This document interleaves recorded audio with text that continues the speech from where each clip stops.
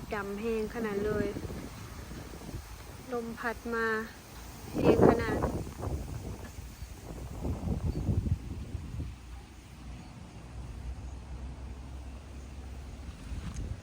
ส่วนทางนี้พัดว่า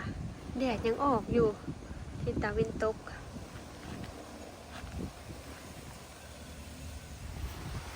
สบายดีและสวัสดีงามแม่งเด้อพ่อแม่พี่น้องฝั่งเราฝั่งไทยและทางต่างประเทศมื้อนี้จะซื้อหนังดินอยู่เสียงหน้าน้อยเฮาดีๆฟ้าตกลมพัดมาบ้างแห้งๆแล้วก็ฟ้ามืดชิเมฆไหลมา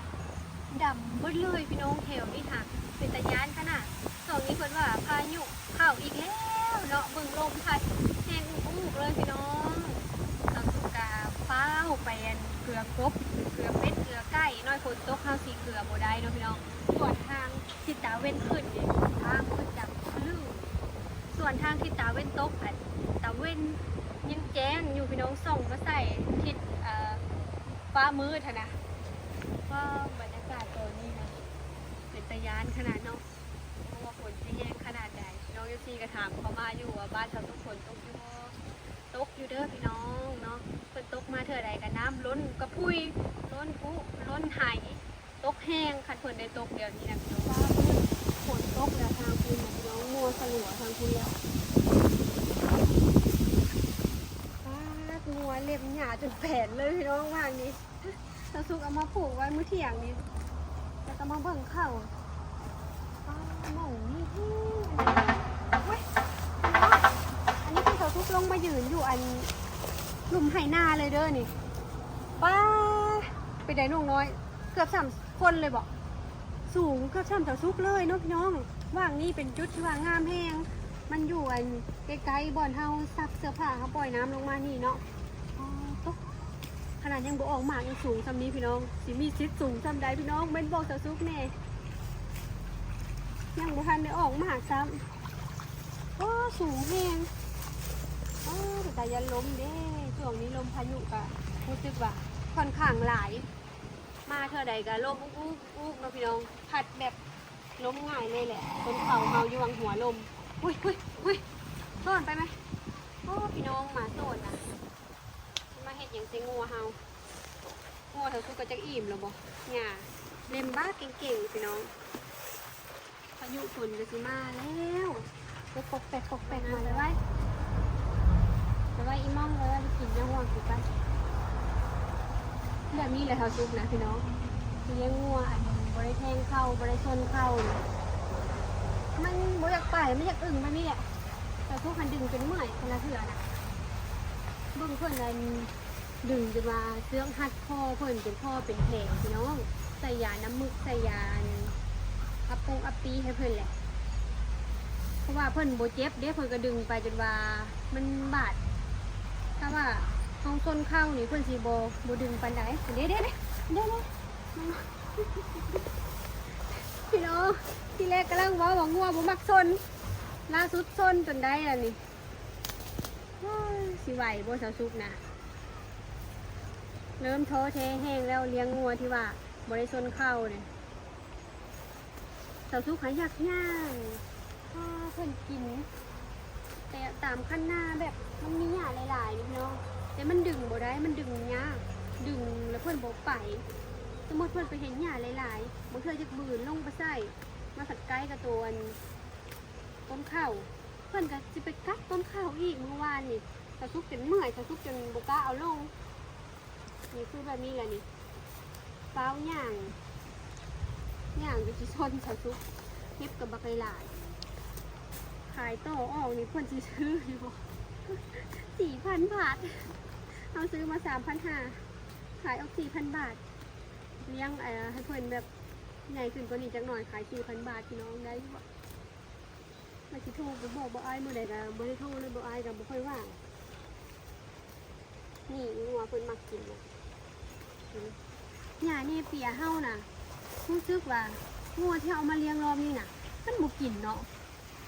รอบก่อนน่ะกินพอมาดีพี่น้องกินหญ้านี่เปียน่ะเอามาเท่าไหร่ก็บ่พอมาเลี้ยงงัวรุ่นนี้เนี่ยบ่กินอยากกินแต่หญ้าตามคันนาแบบนี้ดูฝนตก ฝนตกก็บ่จะเข้าได้ไปเตรียมเข้าไปพอแล้วนะเงินเป็นทีนี่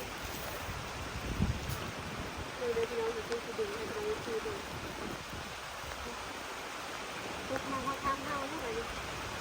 ทางมุกดาหารที่เนี่ยไปเลยเข้าตรงข้ามมุกดาหารสกลนครนี่แหละเนาะฟ้าอันแจ้งเนาะพี่น้องมีเสียงด้วยเป็นของใจกลางหอมีที่เป็นสีเขียวนี้ก่อน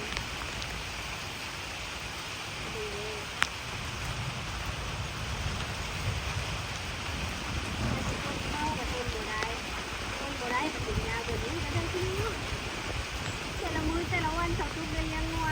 เช้าแรงบางทีอย่างนี้ลาบคนไว้บุ้มตอนเช้าตอนแรกต้องให้คนไปกินไม่ใช่เลยสุดยอดไปตรงนี้ไม่ฝนตกแล้วไปตรงนี้นี่ฝนตกไปเอาละ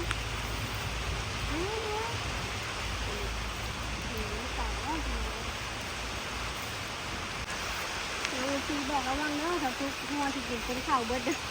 เอาไปแจได้กินแจนะได้นี่เดี๋ยวนี้จะต้นข้าวแล้วนะ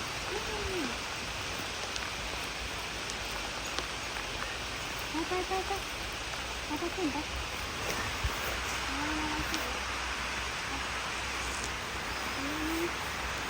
งัวเข้าไว้ก่อนจ้ะเขาก็เอางัวเข้าไปปลูกไว้อยู่คลองที่แหล่งเรียบร้อยแล้วทั้งงัวเธอกระงัวแม่เฮาเนาะพี่น้องเดี๋ยวฝนตกมันจียากเนาะเฮากับอยากแข่งฝนตอนฝนแห้งนะพี่น้องฝนกำลังตกโรยดินมาชมบรรยากาศนำกันพี่น้องข้างหลังเฮาเป็นทุ่งนาถึงจะพุ่งกินน้ำเสยเลยพี่น้องข้างหลังเฮาพุ่งกินน้ำฝนเข้าตกแล้วบ่เนาะพุ่งกินน้ำแล้วเฮามากระเดื่อยเฮาหางกำลังออกพี่น้องออกใส่งานบุญส่งเรือค่ะผู้เคยติดรถไทยหมุน2 เทื่อนี่แหละพี่น้องคนต้มมากระเดื่อยขายหอมๆเนาะกับต้นนั้นมันต้นเฮาปีนี้ก็สิได้คูเผ็ดน้ำหวานมันต้นเสื่อมมันต้นใหญ่นี่พี่น้องเป็นงามเนาะอยู่คนเหมาะกับดินทรายคนน่าสิขยายหัวดีแล้วอันนี้ต้นใหญ่กับบักสูงประมาณ2 เมตรคนเลยเนาะมือนี้สิมาห้องเพลงให้น้องยูซีฟังจังเล็กจังหน่อยละน้องฟังจนติดหูเลยกะมักเนาะเพลงนี้เคยห้องมาแต่ยังน้อยจนลืมจนชิมาได้ยินกระแสเพลงนี้กลับมาอีกคือเขาเจ้าไปเที่ยวฮานป่าในคำอยู่เวียงจันทน์กำลังดังในลาวแล้วได้ยินเพลงนี้ไผ่กระจับโพนให้สุดใหม่โพนเป็นฮานประมาณว่าย้อนยุคอย่างนี้แหละพี่น้องแบบเพิ่นบ่ได้ตกแต่งอย่างไรคือฮานย้อนยุคแบบสมัยแบบเฮายังน้อยๆเฮาเคยเห็นน้ำเพลงน้ำอย่างนี้แหละเพลงสาวบ้านเกินยังคอยพี่น้องมาให้คะแนนนักร้องเสียงเพี้ยนว่าสิได้จะคะแนนพี่น้องอันเล็กๆก็จะลืมเนื้อเพลงอยู่เลยนี่พี่น้องเดี๋ยวคิดก่อนเด้อคิดออกแล้วเมื่อได้ฟังเสียงเพลงหวานของเบาบ้านไกลเมนแค่บอกว่าอายหลงไหลหลงหักปักใจเพียงสาวบ้านเกินบ่เหมือนคำเว้าเมื่อพบกันเห็นอายคำพลานอยากแค่น้อหลงหักสู้เพิ่นผู้สาวบ้านเกินหลงคำล่อลวงหนุ่มบ้านเดียวกันมาเย้ยยันจนน้องอับอายว่ามัวเมาฮักเฝ้าบ้านไกลบ่สนใจคนคอยเฝ้าห่วงสมดังว่าจาบ่าวบ้านนา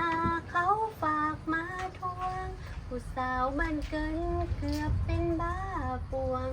ย้อนถือคำลวงของบ่าวบ้านไกลน้องยังคอยอายอยู่ทุกวันบอกเคยลงลืมคำมันยานแต่อายนั้นละติเปลี่ยนใจเป็นยังไงพี่น้องคือบดของวะสาวซุกนะพี่น้องมีความแบบว่าอยากฮ้องเพลงเลยมักฮ้องเพลงแต่ว่าโมโหชีแบบว่า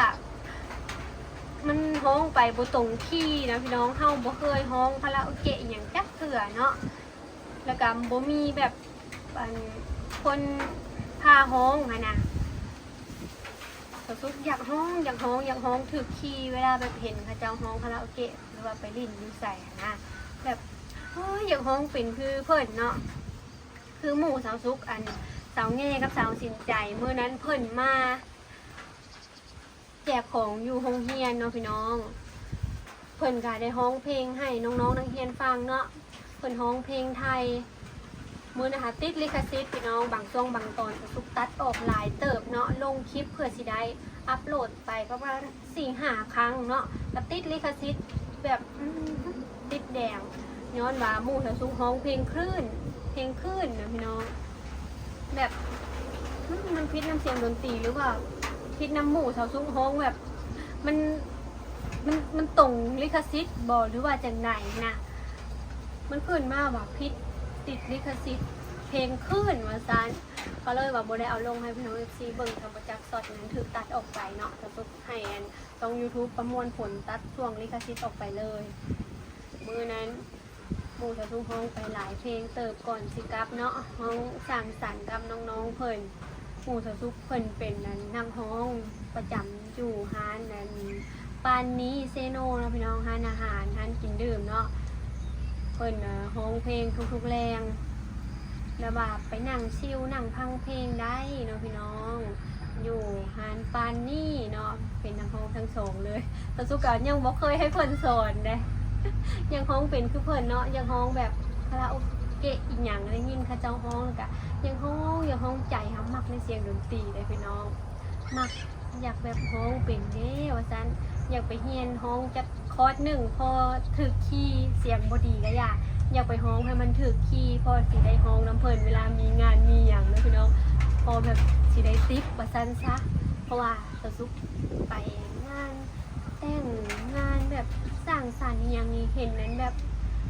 เขาเจ้ามักให้ติ๊บได้ถ้าใครมีความแบบว่ากาฮ้องเพลงเป็นเนี่ยเสียงดีบ่ดีก็อย่านะคะแนนเขาออกไปฮ้อง 2-3 เพลงเพิ่นก็แบบให้ทิปเนาะพี่น้องอันนี้ก็เป็นแบบความสามารถพิเศษเลยเนาะยังฮ้องนี้สุดๆค่ะไปเรียนฮ้องอยู่ใส่ลองฮ้องในโทรศัพท์มันก็บ่เป็นซ้ำคนสอนนะพี่น้องบ่เป็นซ้ำคนบอกถ้าคนบอกเฮานี่เฮาแบบสิจื้อเลยแบบต้องไปแบบนี้ฮ้องดังนั้นตัวนี้อยากฮ้องเป็นยังไงพี่น้องได้ยินสาวซุกฮ้องเพลงสาวบันเกินยังคอยแล้วให้จะคะแนนได้อยู่ว่า2 คะแนนคนคือนักร้องเสียงเพี้ยนว่าซั่นเพลงนี้เป็นเพลงที่ว่าสาวซุกมากเลยพี่น้องมักตั้งแต่ยังน้อยๆพูดแหละเพลงสาวบันเกินนี่นะแบบตอนยังน้อยเนาะเวลาเฮาไปโรงเรียนบ่ทันเข้าแบบว่าสายประมาณว่าเพิ่นเข้า 8 โมงเฮาไปนี่ 8 โมง 10 นาทีเขาจะถึกอาจารย์ลงโทษครูลงโทษว่าโอ้มาสายเฮาไปขออนุญาตเข้าห้องนี่เพิ่นว่าเข้าได้แต่ต้องร้องเพลงให้หมู่ฟังเฮาก็ต้องหาเพลงมาร้องเนาะร้องเพลงใดก็ได้ถ้าเฮาร้องได้แล้วเฮาก็ได้เข้าห้องอาจารย์ก็แบบให้เข้าห้องนะพี่น้องประมาณนี้ถ้าว่าไปโรงเรียนช้าโรงเรียนสายเนาะถ้าว่าใครขี้อายนี่เซ็ตรถพี่น้องเลยบ่กล้าร้องเนาะฉะนั้นเราต้องไปห้องเรียนแต่เช้าถ้าเราบอกกล้าห้องเพลงถ้าเรากล้าห้องเพลงก็ได้เพิ่นก็อนุญาตให้เข้าถ้าเราห้องเพลงให้หมู่เพื่อนฟังนะพี่น้องตะทุกห้องเพลงสาวบันเกินนี่แหละหมู่ก็พากันแบบเบิ่งแล้วก็หัวนะพี่น้องไปห้องเรียนไปแจกเครื่องแจกของค่ะนะคิดใส่สมัยตัวเองยังน้อยค่ะนะพี่น้องก็สิดีใจแบบก็สิมีความสุขเด้อเรียกว่าเขาเจ้าไปแจกข้าวต้มข้าวนมแนวอยู่แนวกินเนาะแบบมันเป็นความทรงจำดีๆอย่างหนึ่งเลยแหละเนาะจะได้ตอนยังน้อยเฮาคือว่าบ่เคยพอได้พี่น้องแบบนี้เนาะยังบ่มีใครเข้าถึงตอนยังน้อยค่ะพี่น้องตอนที่สาวซุกไปแจกเห็นเด็กน้อยคนดีใจแบบมีความสุขเนาะพี่น้องเดี๋ยวสาวซุกมีโอกาสเนาะสาวซุกกะสิซื้อเนี่ยที่มันง่ายๆแหละพี่น้องไปแจกไปน้องๆนักเรียนคนอื่นเนาะเห็นน้องๆนักเรียนแล้วก็แบบเป็นแต่อีตนพี่น้องบางทีก็เป็นแต่เอ็นดูเพิ่นเนาะเราทุกเคยว่าไว้ตั้งแต่ตอนนั้นเดือน 4 เดือนหาว่าสิไปแจกแล้วมันตกมาช่วงนั้นนะพี่น้องมันก็บ่มีความสะดวกปานใดเนาะมันเป็นช่วงที่แบบว่าฝนเริ่มมาแล้วก็มันยากต่อการแบบสิไปแจกคิดไปคิดมาว่าสิต้มข้าวเปียกแจกอะรู้สึกว่ามันยุ่งมันยากยันมันบ่ถ่วงบ่ทันก็คือเขาแจกอยู่โรงเรียนนี่ก็แบบเพื่อสิตักได้เนาะก็แบบมันเป็นเส้นยาวแล้วก็มันหม้อใหญ่อีกมันต้องแบบให้หลายคนซอยนะพี่น้องถ้าเขาสิไปแจกแบบโรงเรียนประถมลงบางแนวโบก็เลยสิแจกเป็นเรื่องง่ายๆเอาเนาะแบบเป็นประเภทข้าวจี่บ่หรือว่าน้ำอย่างประมาณนี้เนาะพี่น้องเนี่ยมันง่ายๆเนาะลอตเตอรี่เฮากันรับมาขายคือเก่าเด้อพี่น้องงวดวันที่1 ตุลาถ้าว่าสนใจทัก Facebook สาวสุดเซโนได้เลยเด้อสาวสุดโพสต์ลงทางนั้นเด้อสำหรับคลิปนี้ขอตัวลาไปก่อนเด้อพี่น้องเป็นกำลังใจกดไลค์กดแชร์แล้วก็ฝากโฆษณาเด้อสบายดีบ๊ายบาย